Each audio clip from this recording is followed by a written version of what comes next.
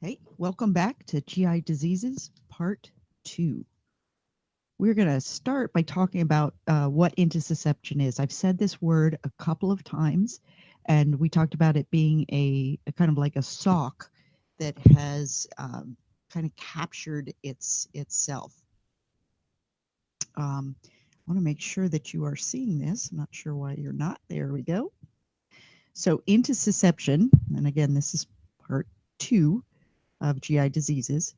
Intussusception, what we will see is we'll see that we have an episode of diarrhea or vomiting, and that actually can cause the intussusception. Other things that can cause the intussusception is a foreign body that stops a portion of the GI tract, the intestinal tract, and then the rest of the GI tract continues to move over top of that foreign body or that section of the intestinal tract that is just stopped. So if you took your hand and you put it into a sock and you grab the toe of the sock and then you take the sock and run it down your hand, it bunches up within that toe.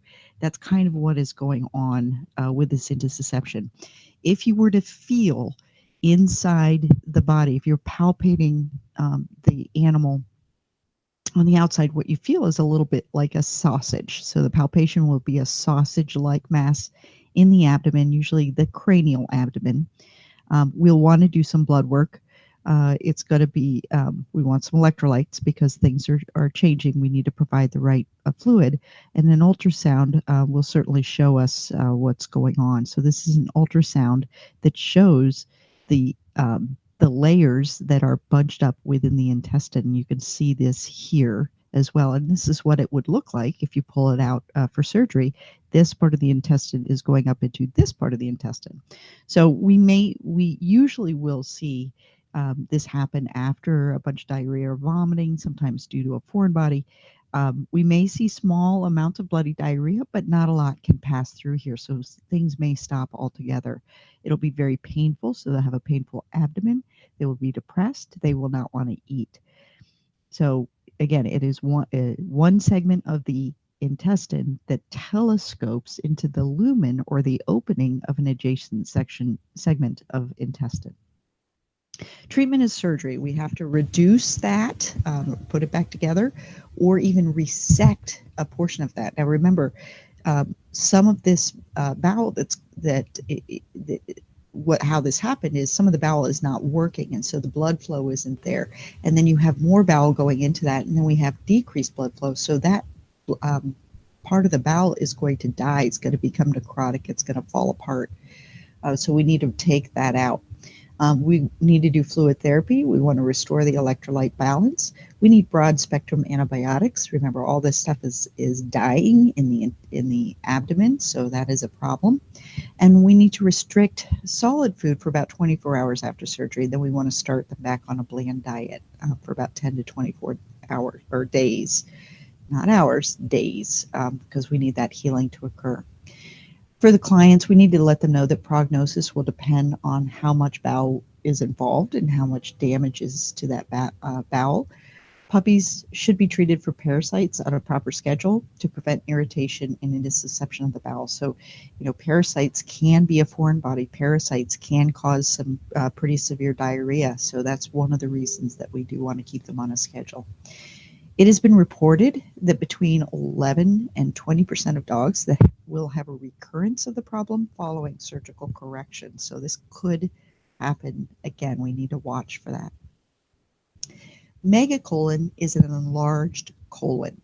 It's a very dilated, very flabby, what we call an incompetent colon. It can't even do its one job. Usually occurs secondary to chronic constipation and retention of feces. So it gets big and flabby because it just is constantly holding on to large amounts of feces.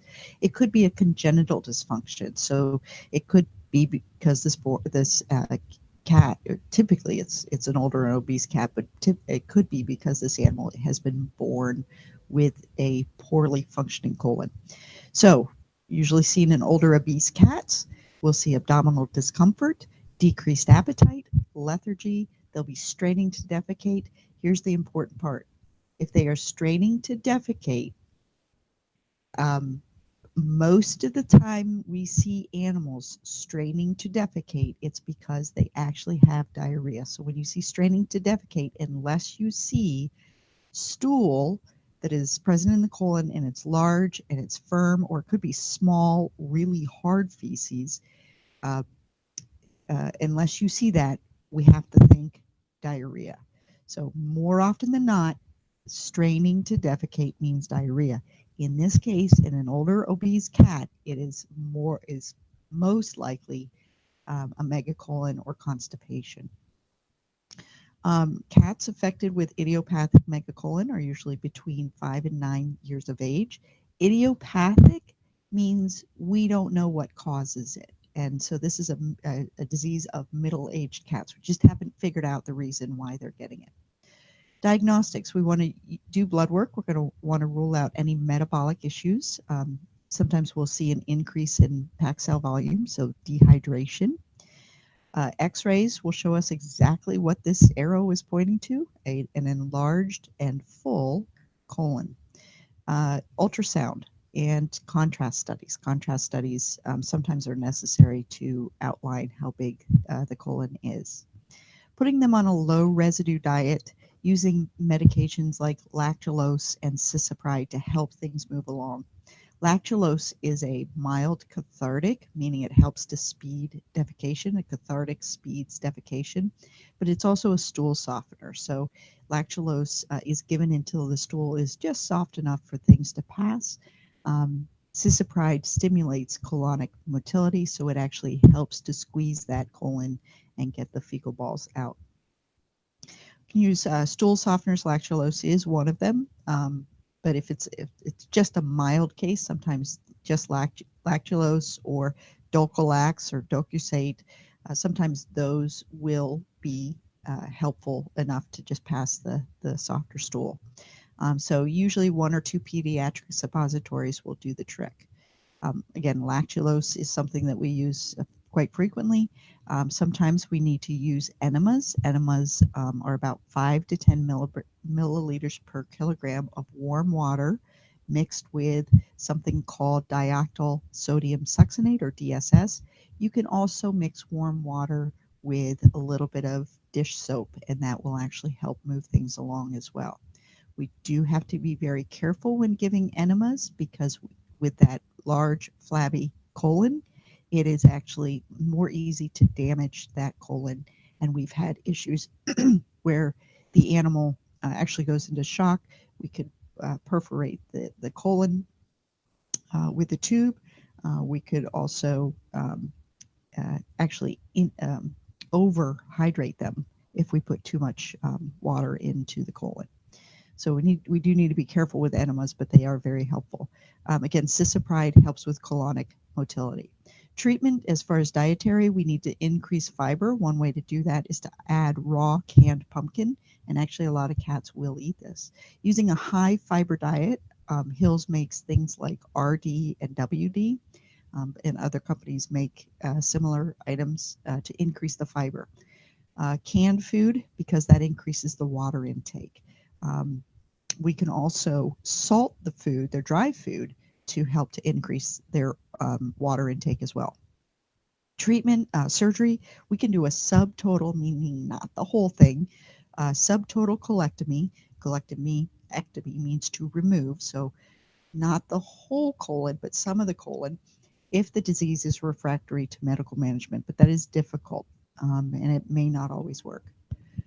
Hospital care, when you have a cat that comes in with megacolon, anesthesia is sometimes required for severely constipated cats. We do need to rehydrate them prior to anesthesia, put them down, and manually remove the feces. We want to make sure that we x-ray them after the manual removal to make sure the colon is empty. Putting a soothing cream around the rectum to make sure the patient is dry and clean, and keeping the patient warm is very important. And we want to keep them clean while they're passing enema fluid. Client info. Without surgery, the problem will reoccur in most cats, and it will reoccur fairly frequently. Medical treatment will be lifelong, and after surgical correction, cats respond well and often pass normal amounts of feces within a few months, but it's not without its complications. So we do have to be careful when doing it. So these are little bits of feces, dry feces, and that's just an indication that we have constipation. So in canines, straining to defecate, most of the time in dogs, that means diarrhea. But we will see it sometimes, constipation in canines as well. They will be anorexic, pass small amounts of hard, dry stool. If you don't see hard, dried stool, then they are probably having diarrhea. And they may be vomiting. When you're full, your colon is full, you have a tendency to become nauseated. Palpation of a distended colon, not color. Palpation of the distended colon can help you diagnose that. We do x-rays. CBC and chem will rule out other organ disease and monitor hydration. We could do a rectal palpation to pull these things out and see what's going on. We can do an enema to treat it with warm water and DSS. We can also use oral laxatives like Dulcolax or Colace. We want to restore the fluid and electrolyte imbalance, and we want to remove manually anything in the colon if we can. For the client, we want to prevent access to small foreign objects that may obstruct the bowel if swallowed, so bones, toys, and rocks. And we want to make sure that pet always has access to water. We don't want to treat without a full physical exam, and a high fiber diet may help pets prone to constipation. Liver disease. Signs of liver disease are usually vague in the early stages. Signs can include anorexia, vomiting, diarrhea or constipation, weight loss, polyuria, polydipsia, and pyrexia. Cats can hypersalivate as well, and that just comes from the nausea. Some animals may develop vitamin K malabsorption, and this will cause bleeding tendencies. So this is why people and animals with liver disease have a tendency to bleed more easily. This yellow color that you see, we can call it icterus, ICTERUS, or jaundice. And in liver disease, it is caused by increased levels of bilirubin in the blood. Jaundice can also be caused by problems with the red blood cells losing their hemoglobin and discoloring the serum as well. So jaundice isn't just liver disease, but it can be an indication of liver disease. Drug or toxin-induced liver disease, we usually see this as an acute problem. So it's going to happen very quickly. You'll see anorexia, an acute onset of symptoms, vomiting, diarrhea, PUPD, and we may see the presence of jaundice, but that usually takes some time to show up. Diagnostics would be a history of recent drug administration. One thing that comes immediately to mind would be something like ibuprofen or Tylenol. Palpation of the liver, serum chemistries, all those things will tell us if something's going on with the liver. With the chemistry, you'll see an increase in ALT and ALP or ALKP, that's alanine transferase and alkaline phosphatase. Those are enzymes that the liver produces when the cells in the liver die. The ALT is very specific for the liver. The ALK phos is actually specific to any tissue dying in the body, so it's a little bit more generalized. We'll also see an increase in total bilirubin. Hypoglycemia, so low blood sugar, hyperammonemia, we'll see an increase in ammonia being made and not processed through the liver. A coagulopathy, like I said, it decreases the vitamin K in the body, so they will be more likely to bleed. Increased pre and post fasting bile acids. What does that mean? Well, when the animal eats, the gallbladder will contract and release bile acids. When we have bile acids constantly flowing through the bloodstream and it's not associated with eating, then what's going on is that the liver is not removing these bile acids from the bloodstream. So we would normally see a low bile acids before eating and a higher one after. But if we're seeing it both before and after eating, that means that something's going on with the liver. Something's wrong. It's not functioning normally. X-rays, ultrasound, and a liver biopsy.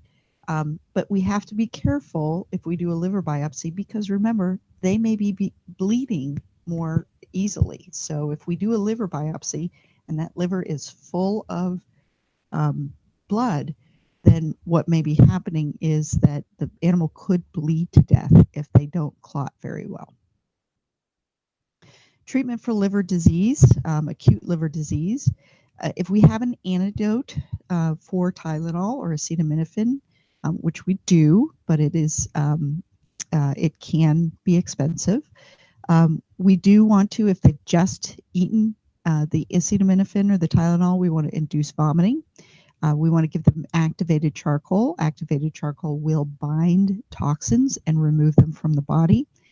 N-acetylcysteine is the antidote that we would use for Tylenol toxicity. So that's 20% of that. 20% is the dose, and we give that IV. Supportive care will be aggressive replacement of fluids and electrolytes with B-complex vitamins. The B-complex vitamins are a yellowish color. If you've ever put them into fluids, you will know that that turns the bag yellow.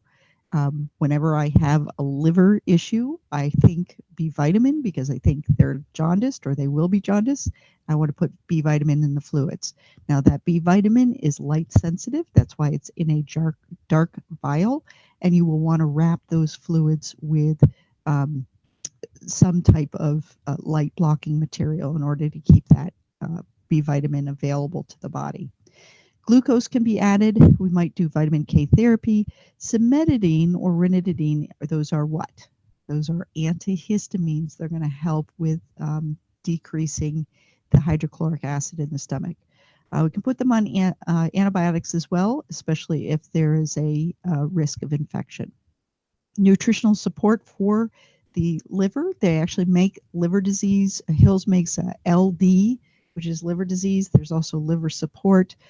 Canine KD or UD are also used for liver disease. It's for renal health, but it actually can work for liver disease as well.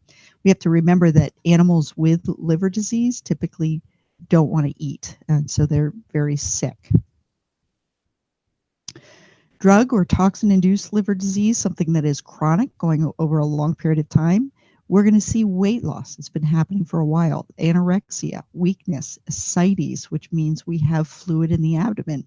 Jaundice is more common in this because it's been going on for some time. And then PUPD. What is this caused by? Long-term usage of drugs like anticonvulsants, phenobarbital, glucocorticoids, steroids, those are prednisolone, antifungals, and NSAIDs can cause chronic liver damage. The diagnostics, we're going to have a history of long-term hepatotoxic drugs that go through the liver and do damage to the liver. We're going to look at serum chemistries. So we'll see that increase in alk phos, the dying of the cells, the increase of ALT, the killing of the actual liver cells, the increased bile acids and hypoalbuminemia. So that's a protein, part of a protein that's in the blood, and hypocholesterolemia because the liver is what makes the cholesterol. Doing a liver biopsy will show us that we have hepatocellular, so liver cells, hypertrophy. They're trying to fix themselves, so they're trying to grow more. Cirrhosis is when we have scarring down of the liver, and we might see vacuolated hepatocytes. Steroids cause these hepatocytes to grab hold of things like fat and just hold on to them and then become non-functioning cells. So what do we do to fix this? We stop the medication. We put them on a low protein diet. The liver is what helps to move proteins through the system and digest them. And if it's not working, we need to lower the protein. We may need to tube or force feed the animal because we need to get nutrition into them. maintain adequate hydration, administer antibiotics. Those would be the same as if we have an acute disease. And if we have neurologic signs, we have to administer lactulose. Lactulose helps things to move through the intestines a little bit more quickly. What is happening with the neurologic signs is that, remember that the liver takes toxins out of the blood.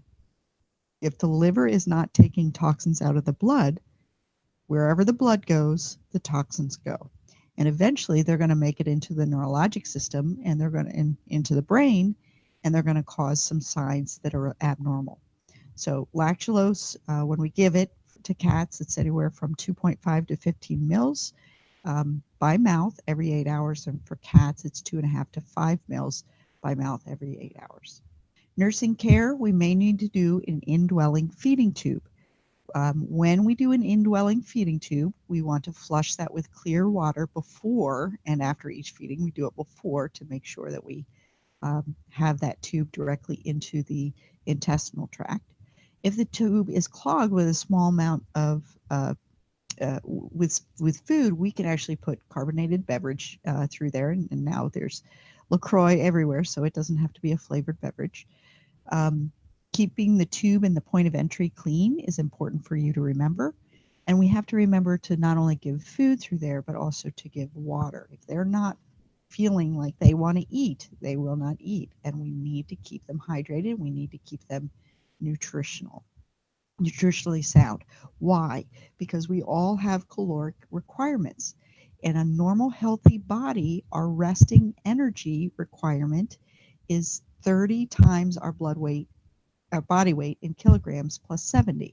This is something that we went over in the intro class. So we need, even if we're healthy, we need a resting energy requirement. If we have an animal that is under stress or ill, we need to take that resting energy requirement and multiply it by 1.5 times. Sick animals require more energy than healthy animals. And so it is important that you understand that formula so that you can figure out what this little 8-pound Chihuahua needs versus what this large 80-pound Rottweiler needs. You need to be able to figure this out, and it's just a little bit of math, but you can really help the animal out. We use things like Hill's AD or Eukanuba Veterinary Diet Recovery to prepare a gruel or a liquid feeding in order to get it through that tube much more easily. All right, another cause of hepatitis or an inflammatory disease of the liver is infectious canine hepatitis. This is something caused by canine adenovirus 1. If you remember, when we talked about vaccinations, DA2PP is, or it could be DHLPP, that's hepatitis or adenovirus. Those are used one and the same. Now, it's caused by adenovirus 2, but we vaccinate with adenovirus 2 because otherwise we get this blue eye that is caused by the adenovirus 1. What do we see with hepatitis? Petechial hemorrhages. What are petechial hemorrhages? These are pinpoint dots of red, or the capillaries are hemorrhaging or blowing open, and so it's giving you little pinpoint bruises all over the mucous membranes. Lethargy, depression, fever is going to be greater than 103. Pale mucous membranes. The abdominal area is going to be painful because we're going to have an enlarged liver, hepatomegaly. There'll be anorexia. They may have bloody diarrhea. And then most often they'll have this blue eye, which is edema in the cornea. And that unfortunately never goes away. Diagnosis is through a CBC. We'll see neutropenia, lymphopenia, and thrombocytopenia. So we're going to see less neutrophils, less lymphocytes, overall less white blood cell count, and less platelets. Chemistry, we're going to see increased ALT, which is that specific liver enzyme. Due to the vaccination programs, this disease is uncommon today, but infection would occur via the oronasal route, so the sniffing or eating something that contains the virus. Viral replication occurs in the tonsils and the regional lymph nodes, and it's released into the body and localizes in the liver. Treatment would be IV fluids. we'll force feed them. We'll do a blood transfusion. If we vaccinate, we don't have the problem. Only supportive care will help because it is a virus. Our clients are still going to ask for antibiotics, and we're going to say it's not going to help. Cholangiohepatitis is a big word, but it's basically disease and an inflammation of the bile ducts and within the liver. So its clinical signs are pretty much the same as for a lot of the other liver diseases: anorexia, depression, weight loss, vomiting, fever, jaundice, ascites, and hepatomegaly. If it's the same, then we have to use whatever tools we have to diagnose and differentiate between cholangiohepatitis and some other type of liver disease. So diagnostics with our CBC, we're going to see more neutrophils. This is an inflammation. So we'll see a neutrophilia with a left shift, which means what? Neutrophilia with a left shift means that we have younger neutrophils, which means it's been going on a little bit longer than an acute episode. Mild regenerative anemia. In the chemistry, we're going to have a mild to moderate ALT increase with a normal to maybe slightly increased alk phos. Decreased BUN and hypoalbuminemia in later stages. Why is that? Well, the liver makes blood urea nitrogen. Blood urea nitrogen is a kidney enzyme, so when we see it, it's an enzyme we relate to the kidneys. When we see it increase, we think kidney disease or something wrong with the urinary tract. When we see it decreased, we have to remember that it's actually made in the liver and then taken to the kidney to be taken out of the body. When it's decreased, that means that the liver is not making enough because it can't. It's not doing its job. With radiology, we may see cololiths. Cololiths are stones, gallbladder stones. Cellular infiltrates in a biopsy will be in and around a bile duct, and that's our definitive diagnosis. So inflammation around the bile ducts. Antibiotics. Now, this is a lot of times this inflammation is due to infection. So we want to do a culture and sensitivity and figure out what's causing it. The antibiotics we use are pretty low key in terms of their first generation. They're some of the first antibiotics we came up with. They're pretty broad spectrum. Ampicillin, amoxicillin, metronidazole. We can also use ursodeoxycholic acid. Urso comes from bear gallbladder, and it actually helps the contraction of gallbladder, so it constantly gets things moving and gets fluids moving out of that area. We can also put them on steroids. Now you're saying steroids. No, steroids cause liver damage. Yes, they can, but if we can use it as an anti-inflammatory dose for a short period of time, it can help reduce the inflammation. We want to correct the fluid and electrolytes, and then we want to do vitamin therapy as well. Remember, the liver is responsible for making a lot of vitamins. If it's not working, we got to supplement. Prognosis is variable. Treatment can be prolonged and expensive, and permanent damage to the liver may occur. Leptospirosis. This is a zoonotic disease. It can cause liver failure, but also acute renal failure. So if we're seeing liver failure and renal failure together, that's one of the first things we need to think of and test for, because it can be passed to humans, and I've seen it happen. Dehydration, vomiting, fever, jaundice, increased thirst, reluctance to move, and then sometimes they get leptospirosis and you don't even know. They go into shock and die before they're even sick. Peracute means before they even start to show signs. You can diagnose leptospirosis through serology. There is a microscopic agglutination test. We can do a fluorescent antibody test. And when I say we do these tests, we actually send them away to a pathology lab. That's not going to identify the actual specific serovar or strain of leptospirosis that is affecting it, but it will tell us if they have leptospirosis. A polymerase chain reaction, or PCR, allows identification of the serovar, but it is not readily available, so it's a little difficult to do. It's a DNA test. CBC is going to show us a lot of white blood cells, so leukocytosis, but our platelets will be decreased, thrombocytopenia. Chemistry will show increased BUN and creatinine because we have renal failure. Our ALT will be increased because our liver enzymes are up, and bilirubinuria, which means there's enough bilirubin in our bloodstream, it's spilling out into our urine. I've got a picture of a raccoon and a skunk here because that is one of the most common causes. Wildlife in the area and being around and urinating is how we get leptospirosis in humans and in the animals that we love. Treatment will be IV fluids. If they are not urinating, oliguric, or they're urinating less than the fluid that they're taking in, that's oliguric. If they're not urinating, that's anuric. If they're anuric, it's a very poor prognosis. Penicillin and doxycycline are what we do. We do penicillin first, and then we do doxycycline. These animals are contagious. Anything that comes out of these animals are contagious, not only to other animals, but also to the people who are taking care of them. They do need supportive care. Treatment and diagnosis can be expensive.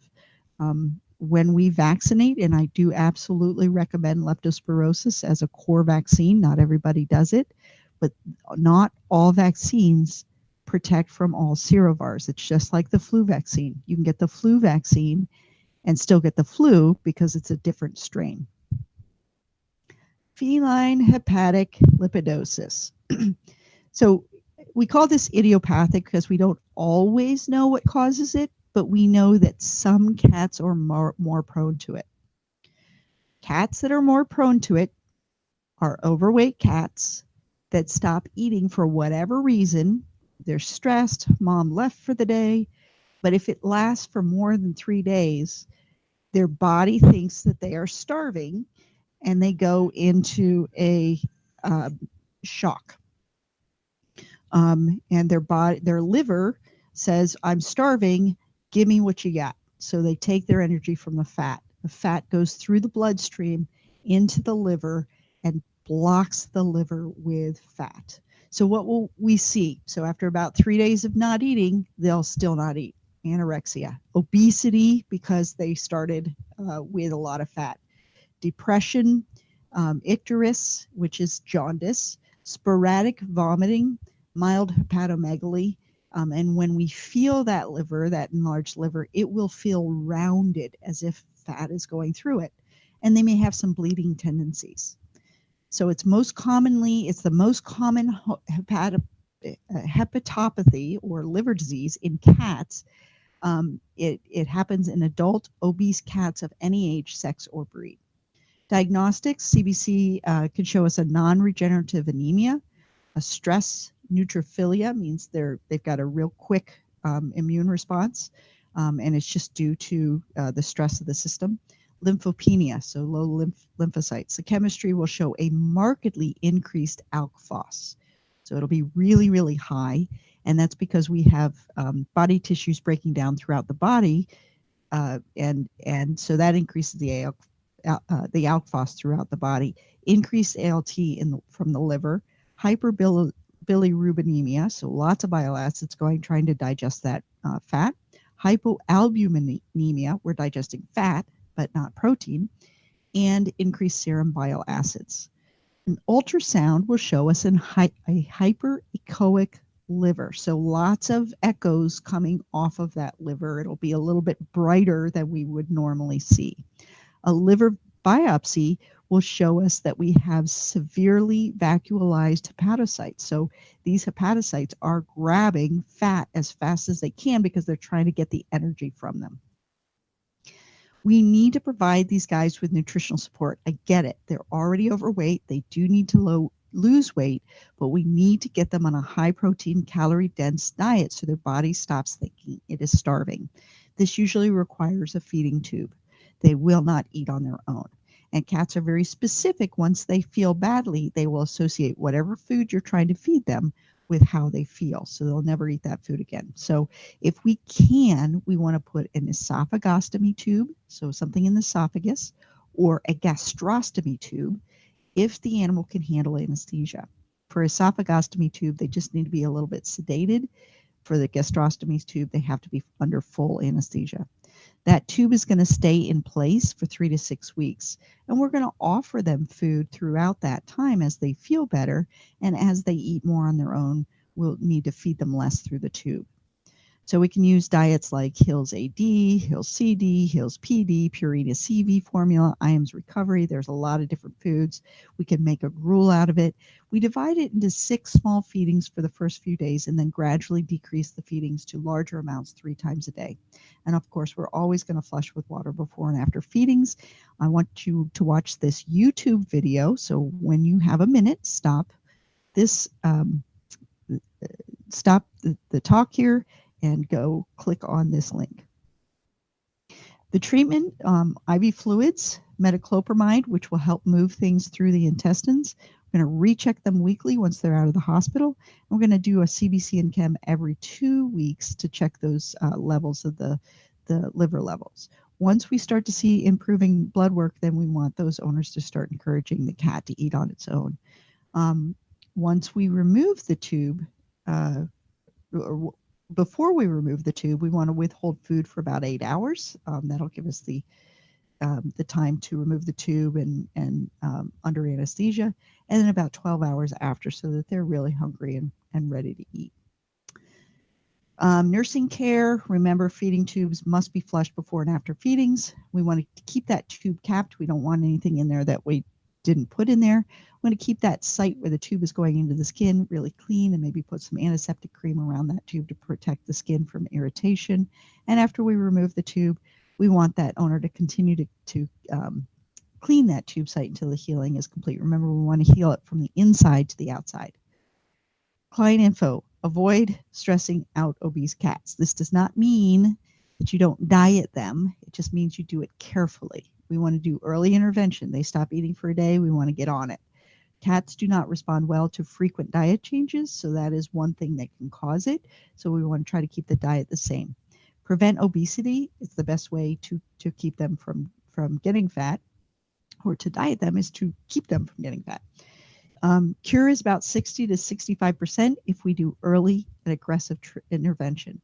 That means that it's about 35 to 40% even with early and aggressive treatment that we lose. We lose 35 to 40% of those cats. So best thing is to prevent obesity. Cancer. Okay, typically our last thing that we talk about is cancer. Facts: hepatocellular adenomas and adenocarcinomas are the most common in dogs. Adenomas means they're benign, they grow in one spot. Adenocarcinomas mean that they grow in one spot and then metastasize to the rest of the body. Bile duct neoplasms are the most common in cats. Metastatic tumors arising from the pancreas, lymph nodes, spleen, mammary glands, bones, lungs, thyroid gland, or the GI tract are more common than primary liver tumors. Carcinomas occur in 3 forms. We'll either see a massive singular, when we say massive, it's a single large mass in one liver lobe. Nodular means that there are discrete nodules, cancer nodules in several liver lobes, and diffuse means there's an infiltration throughout a large mass of liver tissue. Clinical signs, same as all liver disease: anorexia, lethargy, weight loss, PUPD, jaundice, pale mucous membranes, abdominal distension in dogs, vomiting, especially in dogs, not as much in cats, and we may or may not have diarrhea and bleeding. Diagnostics: CBC will show us that we have a non-regenerative anemia. Chemistry shows an increased ALT, ALK phos, hyperbilirubinemia, hypoalbuminemia, hypoglycemia, increased bile acids, hyperglobulinemia, and azotemia. Azotemia in cats means we have increased BUN. Radiography will show us a symmetrical or asymmetrical enlarged liver. An ultrasound will be able to, with an ultrasound, see actual changes in the echogenicity of the liver, meaning we can see individual multifocal or diffuse changes that indicate that we have abnormal growth within the liver. A biopsy is definitive, so if we get a biopsy and we see abnormal cells, that will show us something.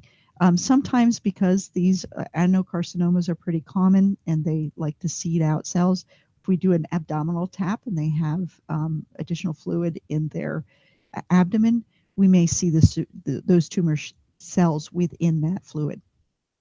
Treatment would be surgery. If we can remove an affected lobe, they do pretty well.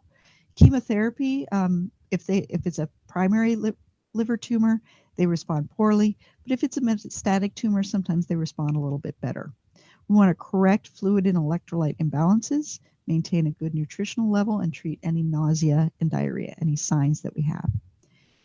We need to give the client a guarded to poor prognosis. Survival times for single masses removed is about 195 to 1,025 days. So anywhere from less than a year, just over 6 months, to a couple of years, 3 years. 3 years to me is not a bad thing, but we just don't know. Chemo is typically unsuccessful, and early detection always is crucial. So this is this interesting thing in little tiny dogs, typically called a portosystemic shunt, and it is congenital. They are born with it. And we think not only is it congenital, but it could also be genetic. Clinical signs, and we usually see this in puppies: anorexia, depression, lethargy, episodic weakness, so every once in a while they get weak, ataxia, they're walking funny, head pressing, that is a neurologic sign, they're pressing their head against a corner or a wall, seizures, circling, pacing, and blindness, and coma. Those are neurologic signs. So why are we seeing neurologic signs? It's because the blood that is supposed to be filtered through the body, and those toxins that are supposed to be taken out by the liver, is being shunted or moved around the liver. Instead of going through the liver, it goes around the liver and not through those hepatocytes that are supposed to do their job. We're also may see vomiting, diarrhea. They maybe have stunted growth or failure to thrive, PUPD, hematuria, so blood in the urine, ammonium biurate crystals in the urine sediment. We see ammonium biurate crystals, and these are really pretty little crystals in the urine, but we see that with liver disease. And if we see a urate urolithiasis in a dog that is not a Dalmatian, then that is really typical of a portosystemic shunt. Dalmatians, unfortunately, get urate urolithiasis through because of genetics. Diagnostics, our CBC will show us target cells. These are cells that look like targets. Mild non-regenerative anemia and microcytosis. So we have these older, not really well functioning red blood cells. The chemistry will show us hypoproteinemia, hypoglycemia, hypoalbuminemia, increased ALT, alkphos and bile acids, and hyperammonemia. And that's that ammonium that actually causes the problems with the neurologic system. Radiographs will show us a smaller than usual liver. Blood is not flowing through it normally. Contrast studies can show us the blood actually moving around the liver. There could be a large shunt, which is a large vessel that goes around the liver, or these can be micro shunts. The problem is with the micro shunts, we have to use medical management. There's nothing we can do to individually shut down those shunts around certain cells. If we have a large shunt, then surgery is the preferred treatment. We do a partial ligation to slowly close off that vessel. Because it's so large, we have to do a second surgery to fully close it. Gives that liver time to adjust. Medical management for a large shunt is seldom successful, but for micro shunts, it's the only thing we can do. So we use a low protein diet for dogs. We can use a vegetarian diet. Lactulose helps move things through the liver and out the intestines, so it actually binds and removes toxins. Fluid therapy, and then using an antibiotic because these animals are typically more prone to infection in the liver. Post-surgically, if we do a shunt, they need to be closely monitored for 24 hours because we want to watch for signs of portal hypertension. If we close that vessel too quickly, it'll fill that liver with blood and the liver will shut down. Systemic antibiotics, fluid therapy, oral lactulose, and a protein-restricted diet. Prognosis after surgery is excellent if it's a large shunt, but it is expensive. If they live with just a partial ligation, don't go do the second surgery, then they may need to be on medical management or a low-protein diet for the rest of their life. All right, moving from the liver onto the pancreas. Pancreatitis is one of the most common vomiting diseases that we see, and it's, I think, underdiagnosed. We see depression, vomiting, fever, dehydration, shock and collapse may develop if it's severe. They get painful in their abdomen, and we see it more often in older obese dogs, but I think it's actually happening a lot in our younger dogs. Your dog vomits once after getting a special treat. You think, oh, well, I won't give that treat again. There may be a small pancreatitis that's happening at that time. It's just not diagnosed. Diagnostics: CBC Chem, increased PCV, leukocytosis, azotemia, increased ALT, mild hypocalcemia, hyperlipemia, increased lipase, pancreas-specific serum tests or SNAP tests. These are CPL tests, canine pancreatic lipase tests. Lipase is a very specific fat breaking down enzyme that comes from the pancreas. When the pancreas is overworked because it gets a high fat food, you give your dog a high fat food or a food that is not meant to digest, such as people food, then their pancreas will go into overtime. It will throw out as many of these enzymes as it can. The enzymes don't all go into the intestine, and they cover the pancreas and start to digest the pancreas. That causes inflammation. After inflammation comes scarring. With that scarring becomes a pancreas that's not able to function normally. And if it scars down the wrong cells, you're going to get diabetes. So pancreatitis is a pretty serious disease that I don't think people give enough attention to, that can lead to long-term effects. We call this the holiday disease because we often see it after holidays when people are like, oh, it's a special day. Let's give you whatever you want to eat. Here, have this large fatty food treat. So we will see this a lot of times after Thanksgiving, after Christmas, after Easter, when everybody is over at your house and not all of your aunts and uncles believe that you cannot give animals people food. Treating pancreatitis, we want to maintain adequate fluid and electrolyte balance, reduce potassium if needed, want to keep them not eating for 3 to 4 days. This is the longest time that you will have to wait to feed your animal. But even though nutrition is very, very important, that pancreas takes a long time to calm down.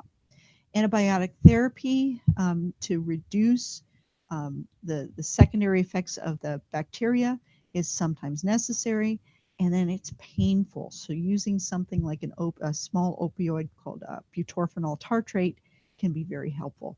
Having them on a low-fat diet after 3 to 4 days is how we get their pancreas working a little bit better.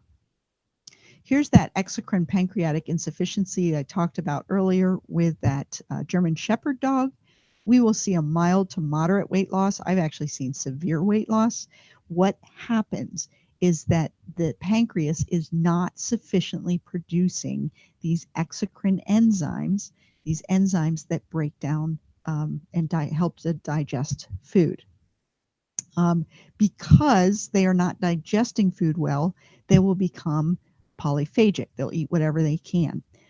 They will become coprophagic, meaning they will eat their feces.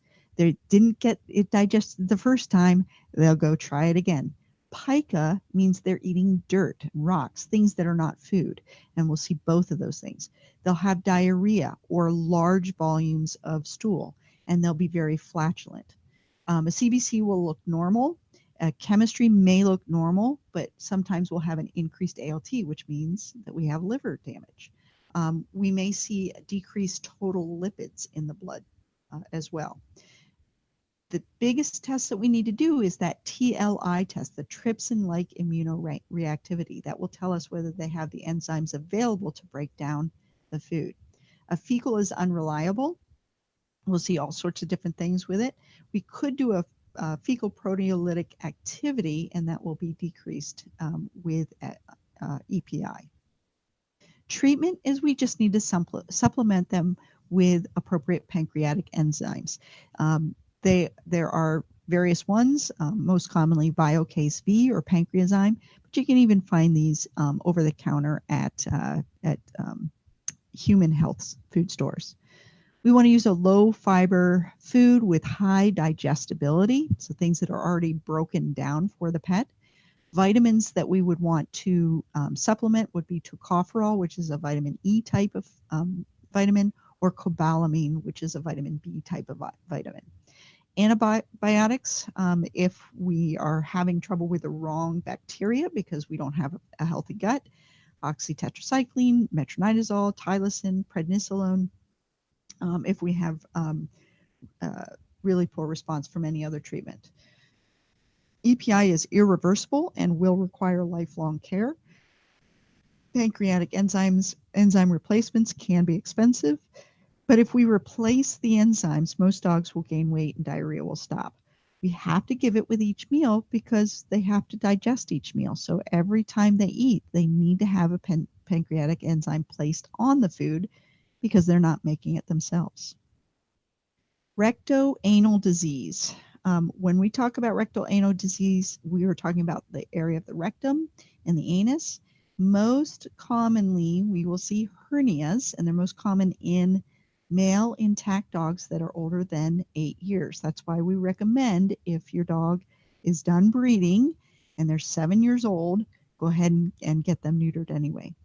What we will see is a perianal swelling, so swelling around the anus that we can reduce or push back. They will be straining because they're trying to get stool past this bend in their colon. Constipation, dyschezia, so they're difficulty getting stool out. Some dogs may have urinary issues if the bladder is also in the hernia. We want to treat with stool softeners and do an enema to remove that, and then do a surgery to correct the weakness of that pelvic diaphragm and castrate them. Perianal fistulas. Fistulas are a hole between an infected area inside the body to the outside of the body so that that infected area can drain. Perianal means it's around the anus. These are single or multiple ulcerated sinuses that may extend up into the perianal tissue. They are painful, they bleed, they cause self-mutilation because they're constantly licking at it. Anal stenosis because of the scarring around the anus. Dyschezia, meaning they're having difficulty emptying their colon. Foul odor and fecal incontinence.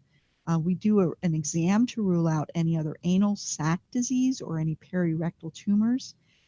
Unfortunately, this is not a treatment. This is something that is very difficult to treat. We want to keep this area clean and dry. We can use spray antibiotics. We can use long-term antibiotics to keep the infections down, and long-term surgeries. Surgical resection has been done, but it can lead to other complications. I see perianal fistulas fairly often in German Shepherd dogs. Perianal gland adenomas. We see pruritus in the anal area, so they're typically itching, often bleeding. We will feel a firm nodule in the perianal ligament in the tail, the root, or the prepuce, so somewhere around the anus. We need to do a surgical removal, radiation, cryosurgery, castration. So we see this perianal gland adenomas, or benign tumors that grow, 85% of them in intact older male dogs. So we want to castrate them.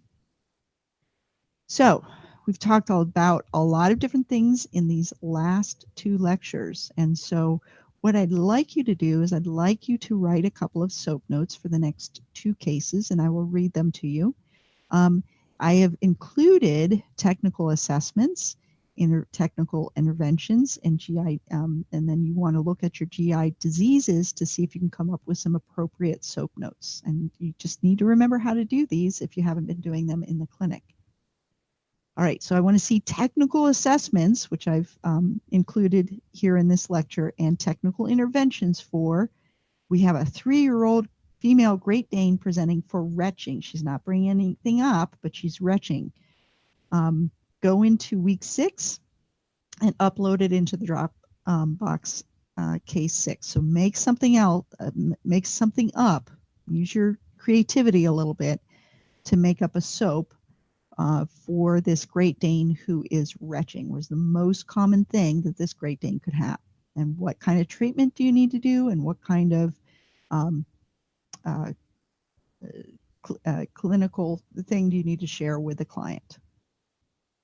Case number 2 will be to write a SOAP with technical assessments and technical interventions for this poor 5-year-old dairy cow that needs a farm call. The owner thinks it looks funny. Now, I know we didn't do large animal here, but can you see something here that we talked about before in our, you go back to your intro notes, this cow looks funny. So you want to take a look at that and see if you can come up with a SOAP note for that with technical assessments and technical interventions. You do not need my input for this. You really don't. I'm not doing it for to see if you get it correct. I want to see if you can figure out what the most common cause is here, and if you can use your technical assessments correct and your technical interventions correct. So this is done for completion, and we'll talk a little bit about this in class. Here are your technical assessments. These can be found in your book. Aberrant eating behavior, activity intolerance, aggression, altered breathing pattern, altered electrolyte chem status, altered erythrocyte status, altered gas exchange, altered lactation, altered mental status, altered nutrient intake, altered oral health, altered reproduction, altered sleep pattern, altered urination, apprehensive behavior, bowel incontinence, constipation, diarrhea, fluid volume deficit, fluid volume excess, impaired mobility, impaired self-care, impaired sensory ability, impaired thermoregulation, impaired tissue integrity, inappropriate elimination, ineffective owner coping, owner information deficit, owner noncompliance, pain, postoperative care, preoperative readiness, pruritus, reduced cardiac output, reduced perfusion, restricted airway, risk of aspiration, risk of infection transmission, self-harm, status within normal limits, urinary incontinence, and vomiting.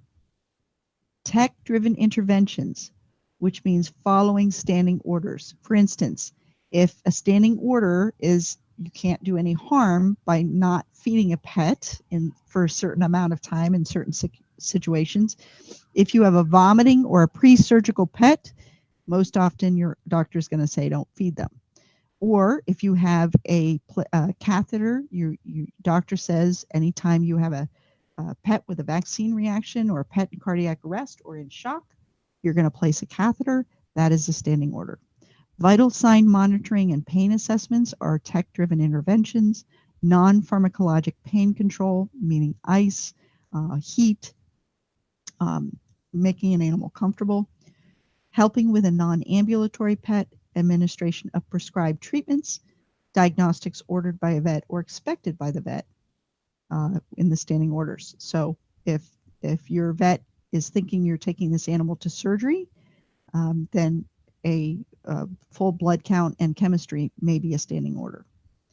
I also want you to remember how to prioritize. Remember, oxygenation is the first thing, and extreme homeostatic imbalance like bleeding to death, fluid regulation, neurosensory, elimination, nutrition, general homeostasis of behavior, and then wellness and maintenance. If you have any questions, write them down. Fill out your review sheet, Bring those questions in class. It's really important to share these questions because that's how we're learning, folks. Thanks for listening.